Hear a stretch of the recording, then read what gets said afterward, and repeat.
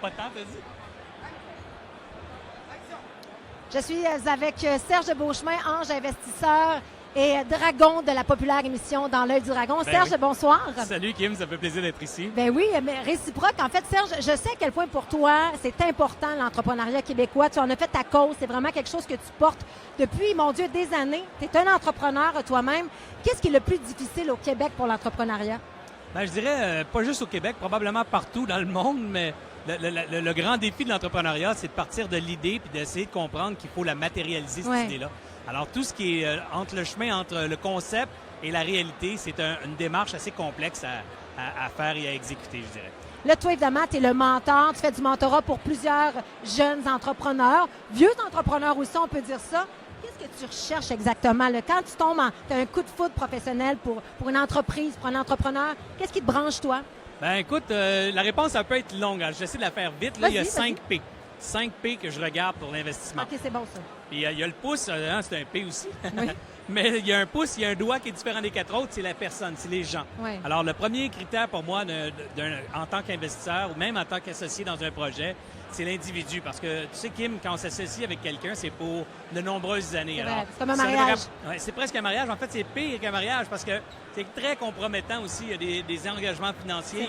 Il y a parfois même des employés dont la vie pourrait être affectée par une séparation de notre part. Alors, pour moi, le premier critère important, c'est la chimie. Est-ce que ça passe? Est-ce que j'ai envie de travailler avec cette personne-là? Est-ce que c'est réciproque? Est-ce qu'il y a une connexion qui n'est pas toujours rationnelle, mais qui vient des tripes? Oui. Est-ce que ça connecte? Ensuite, quand le premier P, personne est passé, le deuxième P que je regarde, c'est le produit. Est-ce que c'est un produit qui me tente? Parce que moi, j'ai toujours dit qu'un entrepreneur doit être passionné à propos de son produit, à propos de son domaine d'affaires. Donc, le deuxième P, produit, super important. C'est quelque chose que j'ai envie de vendre. C'est quelque chose que je me sens capable de représenter auprès de mes contacts, auprès de ma famille, auprès des gens que j'aime et que j'estime. Troisième P, le potentiel. Parce que vous savez, Kim, vous savez, je vous tutoie maintenant. On se tutoie, on est rendu là. On se tutoie, on se vous voit. Alors, mais le potentiel du produit, c'est quand même important parce qu'à titre d'investisseur, même à titre d'entrepreneur, il faut se poser la question, est-ce que c'est un projet, c'est une job que je me cherche et que je vais être content avec ma job, mes petites affaires, puis j'en veux pas plus, puis je veux juste travailler pour moi, ou en fait, le potentiel du produit est immense, c'est international, puis moi, je veux partir à la conquête du monde. Alors, le potentiel du produit, comme investisseur, c'est très important, comme entrepreneur également, je pense que c'est un élément important à déterminer. Quatrième, c'est le plan. Donc, c'est quoi la stratégie? Comment on va y arriver? À court, moyen et long terme, exactement. Évidemment. Super important. Puis je trouve que souvent, les jeunes entrepreneurs partent, ils n'ont pas de plan. Puis ils se disent, on va faire ça on the way, on part, puis on va le trouver. C'est vrai. Ben moi, je dis souvent, il faut réfléchir aussi un peu. Alors, je dirais à peu près 60 de réflexion, 40 d'action en démarrage. Donc, prendre le temps de réfléchir. Évidemment, de prendre le temps aussi d'aller vérifier ces réflexions-là dans l'action, pas juste rester dans la théorie. Et le dernier P, bien, le prix, donc le potentiel économique de la patente. Combien ça va me coûter de mettre de l'argent dans cette affaire-là? Est-ce que c'est un deal ou pas un bon deal? Un peu comme si tu me vends ta maison puis tu me dis, j'ai regardé, elle vaut 350 dans le marché puis tu me demandes 650 000 de ta maison. Je vais dire, c'est pas un bon deal pour moi, tu sais. C'est un bon deal pour toi, mais pas pour moi. Par contre, si la maison dans le marché, ça te vend 350, puis je négocie avec toi, puis je réussis à trouver un deal à 320, 310, bien là, c'est un bon deal pour moi aussi. Absolument. C'est mon 5e P. Et là, évidemment, ce soir, on est ici pour le lancement d'Operio, qui est une plateforme intelligente. En effet. Pour aider, évidemment, les entrepreneurs avec tout ce qui est comptabilité. Est-ce que toi, Serge Beauchemin, grand entrepreneur, tu es bon avec les chiffres ou au contraire, tu es celui, exemple, dans le duo d'entrepreneurs ou l'équipe d'entrepreneurs qui est beaucoup plus à la création? Parce que des fois, on dirait qu'on a de la misère à avoir toutes le même chapeau. Ouais. Ça, tu vois, je vais briser un mythe. Moi, je suis de l'école qui croit qu'un entrepreneur doit savoir compter.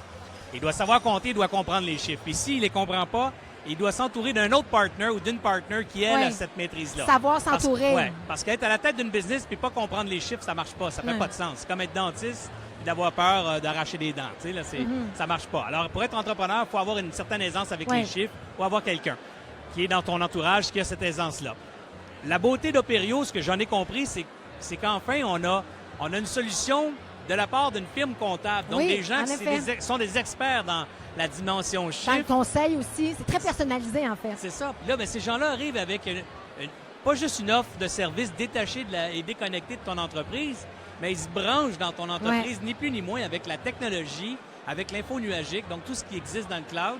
Ils viennent se brancher à votre organisation, vous offrir des services administratifs, des conseils à distance, des conseils on the spot. Ça s'est jamais vu encore et je trouve ça très innovateur. Effectivement, c'est de l'innovation et ça permet aussi de mettre ce temps-là qu'on mettrait à faire toute notre paperasse, à faire les impôts, à percevoir nos taxes, justement, sur le temps avec nos clients, à développer finalement l'entreprise. Exactement. Alors, quand on parlait de chiffres tantôt, je disais que l'entrepreneur doit connaître les chiffres, mais il n'est pas obligé d'être celui qui rentre dans la machine. C'est ça. Et c'est ça qui est beau avec Opério, c'est qu'on a mis ça de côté, c'est la partie comptabilisation et on va focaliser justement la conversation et l'échange à un niveau stratégique. T'sais. C'est quoi les marges de profit que tu fais? C'est quoi quelles vont être les marges l'année prochaine?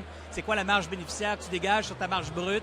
Tous ces concepts-là, les comptables vont être là pour vous aider à les comprendre, à prendre des décisions stratégiques et cohérentes avec les chiffres plutôt que juste être celui qui rentre dans la calculatrice. En terminant, Serge, s'il y avait un secteur pour les gens qui nous écoutent que tu conseillerais, un secteur pour développer l'entrepreneuriat, ce serait lequel? Ou ici au Québec? Un secteur pour développer l'entrepreneuriat ici au Québec, je crois définitivement que le secteur, tout ce qui touche la créativité. Le dernier bastion qui appartient à l'humain, c'est la créativité. Il y a une centaine d'années, avec l'ère industrielle, on a commencé à remplacer la force mobile de l'homme, la force musculaire de l'homme par des machines. Oui. Hein? Maintenant, on a commencé à remplacer même notre capacité de jugement par l'intelligence artificielle. Exactement. De plus en plus d'algorithmes vont prendre des décisions à notre place. Alors, vrai. ce qui nous reste, c'est la créativité. Ça, il n'y a pas un ordinateur qui est capable de prédire quelle prochaine tune va être un succès, quelle prochaine vidéo va être un viral, quel prochain artiste va éclater. Générer des émotions, en fait. Exactement. Parce que créer, c'est ça. C'est ça. Alors ça, je pense que si le Québec, on est fort, on l'a démontré dans plusieurs aspects, Absolument. dans plusieurs domaines d'activité, il faut continuer à stimuler la créativité québécoise et mettre ça à l'avant-plan dans nos entreprises. Hey, c'est extraordinaire. Serge Beauchemin, c'est toujours un plaisir de vous t'entendre. Évidemment, on peut te suivre sur tes réseaux sociaux. Je sais que tu es très actif aussi, évidemment, en effet. sur tes réseaux Facebook et on en passe. Et sinon, on te suit dans l'Aile du Dragon à tous les lundis. Merci beaucoup. Ça me fait plaisir. Bye-bye. Super. Good. Hey. J'ai sorti du cadre un peu parce que c'était... Comment t'as dit?